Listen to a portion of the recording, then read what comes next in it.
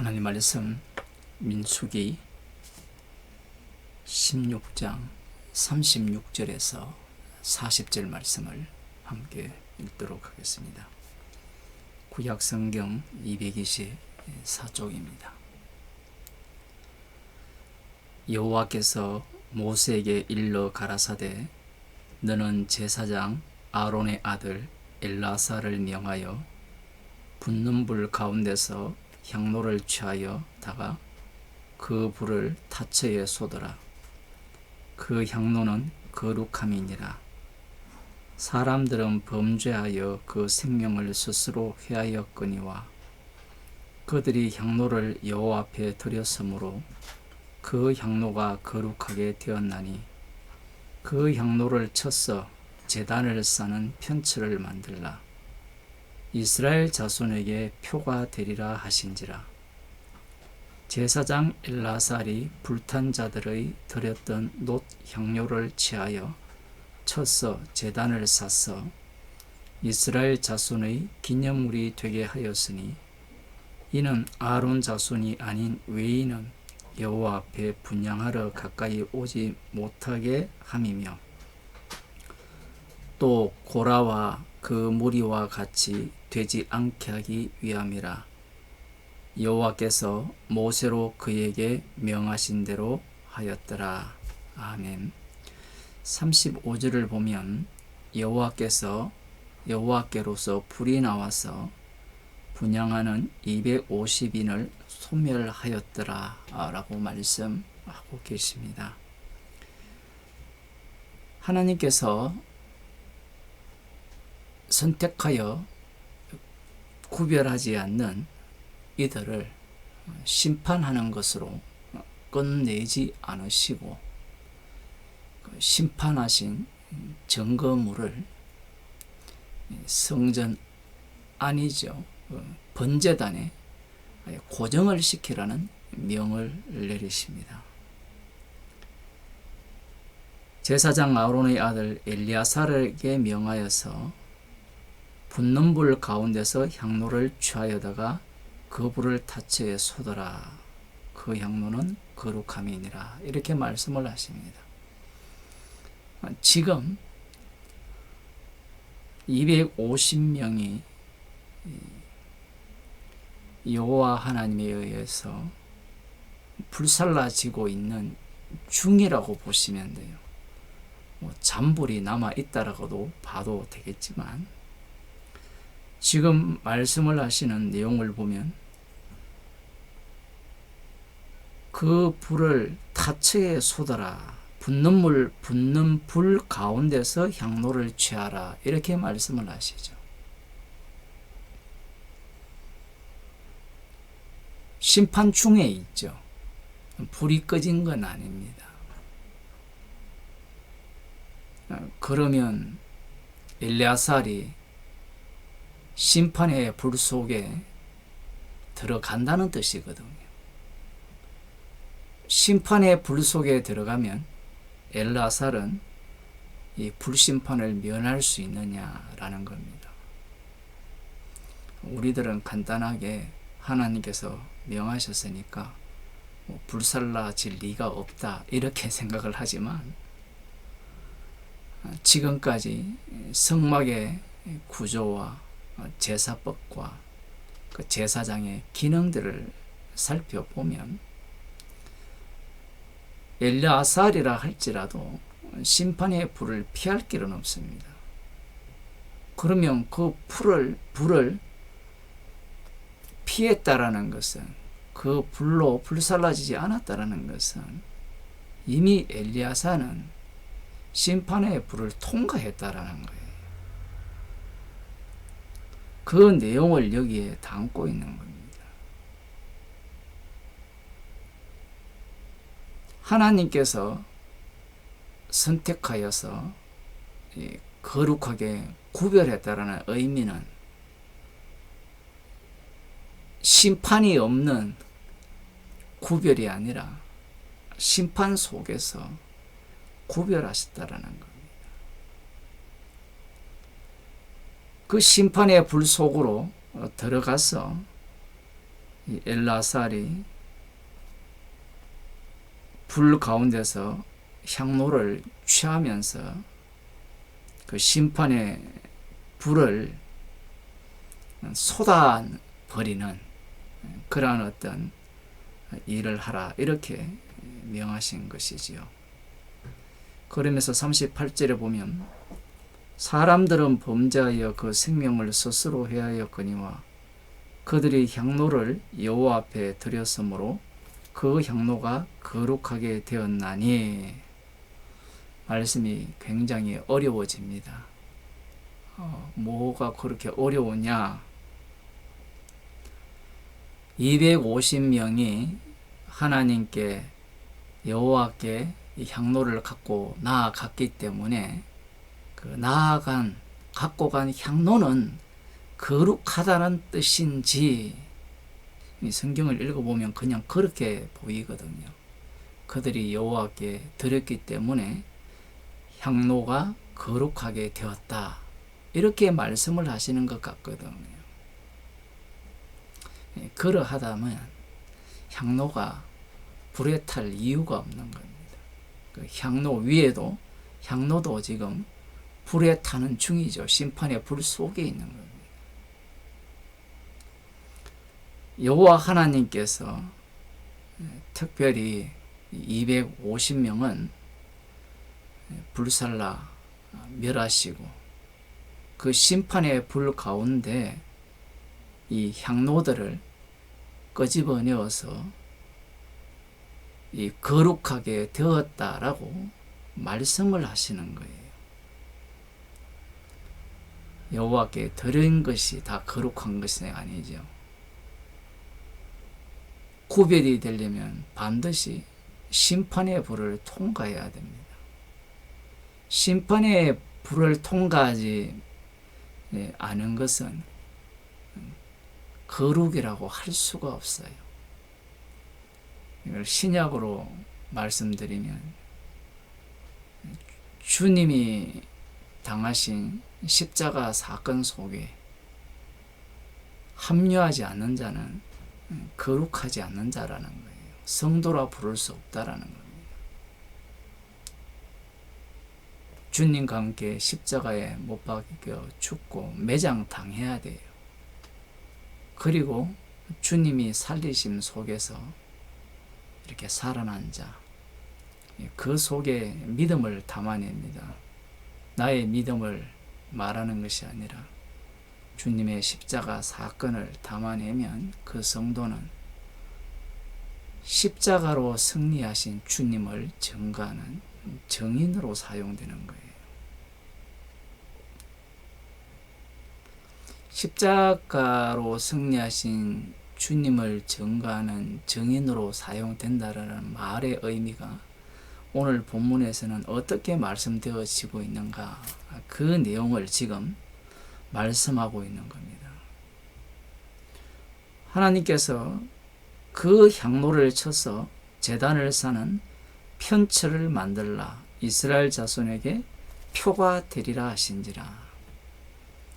이스라엘 자손에게 기호로 번제단 거기를 사라는 거죠. 납작하게 만들어서 원래 번제단에 그 위에 추가되는 거예요. 율법이 추가된다는 것은 죄가 더 깊어진다는 거예요. 우리가 생각하기에는 출애굽기에 나온 율법과 레위기, 민수기에 나오는 율법에 뭐가 차이가 있겠냐 생각하지만 사건이 일어난 이후에 주어지는 법들이 계속해서 추가적으로 주어져요. 이스라엘 자손에게 표가 되리라, 기호로 삼아버립니다. 그러면서 하시는 말씀이 39절입니다. 그래서 제사장 엘라살이 불탄 자들에 드렸던 놋 향로를 취하여 쳐서 제단을 쌓아서 이스라엘 자손의 기념물이 되게 하였다라고 말씀합니다. 이렇게 한 이유는 뒤에 보면 이는 아론 자손이 아닌 외인은 여호와 앞에 분향하러 가까이 오지 못하게 함이며 또 고라와 그 무리와 같이 되지 않게 하기 위함이라. 내용은 굉장히 쉬워요. 경계하기 위해서 너희들도 만일 아론 자손이 아닌데 여호와 앞에 분향하려 했다가는 어떤 꼴을 당한다? 고라 자손과 같은 250명과 같은 불살라지는 그러한 꼴을 당한다. 그 증거물이 바로 저기 번제단에 이렇게 덮여져 있는, 사여져 있는 그 편철이다 라는 말씀을 하시는 것 같아요. 문자적으로 보면 그렇게 보는 게 맞죠. 그래서 고라와 그 무리와 같이 되지 않게 하기 위해서 편철을 만들었다. 그래서 그 편철로 이 분향 번제단을 사게 하셨다라고 말씀을 하시는 겁니다. 그런데 여기에서 우리들이 조금 더 깊이 들어가게 되면 지금 엘레아살이 그 심판의 불 속에 있는 이 분향 향로를 끄집어내어서 이 편철을 만들어서 이 번제단을 사는 그 기능을 하죠. 하나님께서 이렇게 말씀하시는 이유는 지금 이 고라당이 제사장을 어떻게 봤습니까? 그게 중요한 거예요. 지금 이 편철의 기능을 누가 하고 있는가 하면 그 성막에서 제사드리는 제사장이 하고 있는 거예요. 똑같이 심판 속에서 끄집어내어서 심판의 불 속에서 끄집어내어서 두들겨서 편철로 만들어서 번제단을 샀죠. 그것과 같이 이 제사장들을 심판 속에서 끄집어내어서 그 성막에 이렇게 표현할 수도 있죠. 편철처럼 고정시켜 두었다. 이런 안목으로 제사장을 보게 된다면 어느 누가 제사장이 되고 싶겠습니까?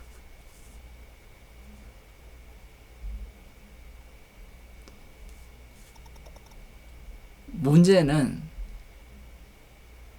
이렇게 가르쳐도 이스라엘 백성들은 깨닫지 못해요. 눈앞에 이러한 사건이 펼쳐져도 알지를 못하는 겁니다. 그게 구약입니다.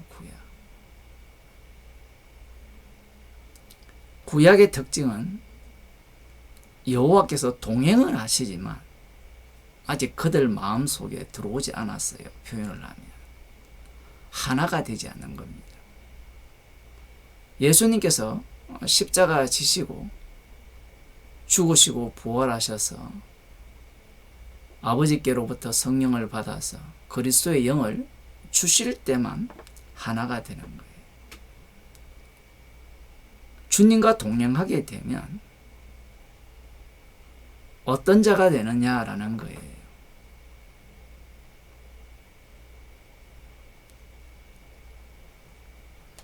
골로새서 2장 12절을 한번 보겠습니다.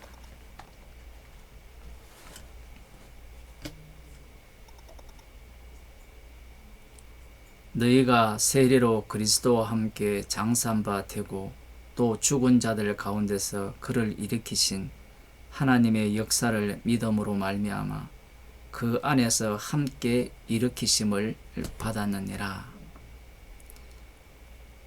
예수 그리스도의 죽으심과 부활을 그대로 반복하여서 그것을 보여주는 자들이 성도라는 거예요. 예수 그리스도와 함께 매장되었다라는 겁니다. 세례로. 또 죽은 자들 가운데서 그를 일으키신 하나님의 역사를 믿음으로 말미암아 그 안에서 함께 일으키심을 받았다. 여기에서 믿음으로 말미암아라고 할 때 헬라 성경을 보면 우리의 믿음을 이야기하는 게 아니에요. 믿음으로 말미암아 그 내용을 담은 것이 하나님의 역사예요. 예수 그리스도의 죽으심과 그 부활, 그 내용입니다. 함께 일으키심을 받았다. 살림을 받았다. 살림받은 성도는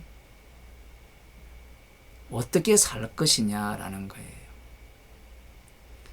참 특이하게도요, 이 구약과 신약이 별로 다르지 않다라는 겁니다. 어떻게 다르지 않느냐?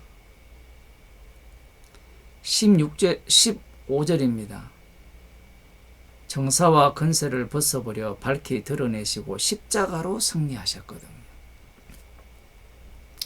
예수님의 십자가는 모든 사람의 조롱거리요, 비웃음의 대상입니다. 성도의 삶은 십자가를 전가하는 삶이거든요. 십자가로 승리했기 때문에 승리자로 사는 게 아니라 십자가로 승리했기 때문에 십자가를 전가하면서 십자가를 자랑하는, 십자가로 승리하셨다는 것을 보여주는 삶을 사는 거예요. 그런데 문제가 무엇인가 하면 이 교회 안에 어떤 인간들이 나오느냐라는 거예요. 이 고라담과 똑같은 자들이 나와요. 우리들은 주님께서 십자가로 승리하셨기 때문에 더 이상 교회 안에서는 고라담과 같은 자가 나올 리가 없을 거라고 생각을 하지만 그렇지 않습니다.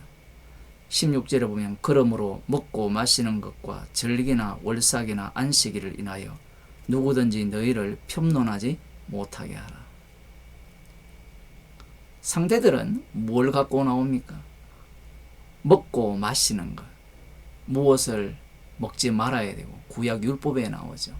거룩한 것만 먹어야 되고, 부정한 것은 먹지 말아야 되고, 절기 지켜야 되고, 월삭 지켜야 되고, 안식일을 지키고. 그 지키는 자들이 누구를 판단한다는 겁니까? 성도를 판단한다는 거예요. 행위를 갖고 성도를 판단한다는 겁니다. 이것들은 장래일의 그림자라 했거든. 그림자라는 것은 십자가로 승리하셨다는 것을 보여주는 그림자라는 겁니다. 그럼 이걸 지키게 되면 어떤 결과를 초래한다는 거예요? 예수님을 십자가에 못 박아 죽인다라는 겁니다. 그게 유대인이었거든요. 성도의 몸은 17절 하반절에 보면 몸은 그리스도의 것이리라 하잖아요. 그리스도의 것. 그리스도의 것이면 방금 세례로 그리스도와 함께 장사한 바 되고 또 죽은 자들 가운데서 그를 일으키신 하나님의 역사를 믿음으로 말미암아 그 안에서 함께 일으키심을 받았기 때문에 십자가를 증거하는 몸이라는 거죠. 그러면 왜 이 교회 안에 이 행위를 주장하는 자들이 나오느냐? 그 이유는 고라단과 똑같습니다. 왕이 되고 싶은 거예요. 자신이 높은 자리에 오르고 싶은 거예요.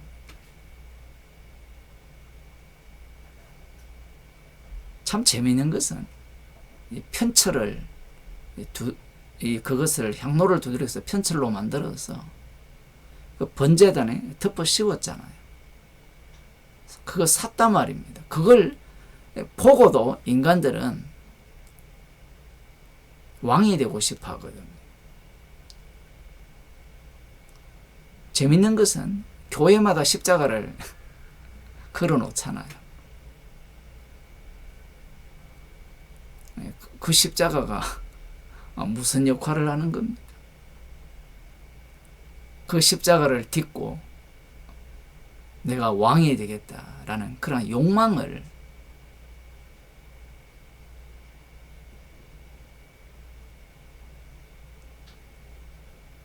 더 발동시키게 만들고요. 그 십자가를 이용해서 왕이 되고 싶은 거예요.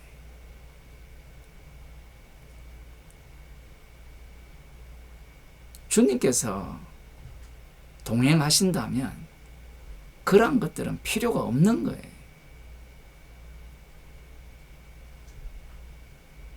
그러한 것들을 해도 소용없다라는 것이 구약에서 다 드러났잖아요. 그렇다면 그러한 십자가를 앞에 세워놓고 하는 이유는 간단하죠.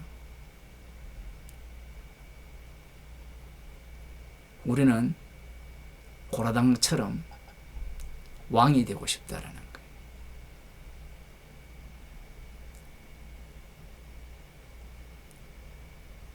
말로 십자가를 자랑하고 믿는다는 자들도 마찬가지입니다. 나로부터 출발하는 믿음은 믿음이 아니에요. 주님이 성도와 함께 동행하시기 때문에 십자가로 승리하신 것을 증거하는 증인으로 살게 하시죠. 그렇다면 이 말씀은 저들에 대한 이야기가 아니라 우리들에 대한 이야기예요. 성도에게 하시는 말씀입니다. 뭔가 조금만 행하면, 조금만 봉사하면 그 행위를 내려고, 끄집어내려고 하죠. 나의 행위와 말투와 열심을 갖고 타인과 비교를 합니다.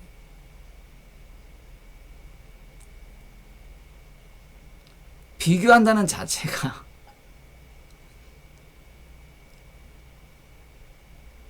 왕이 되고 싶은 거예요.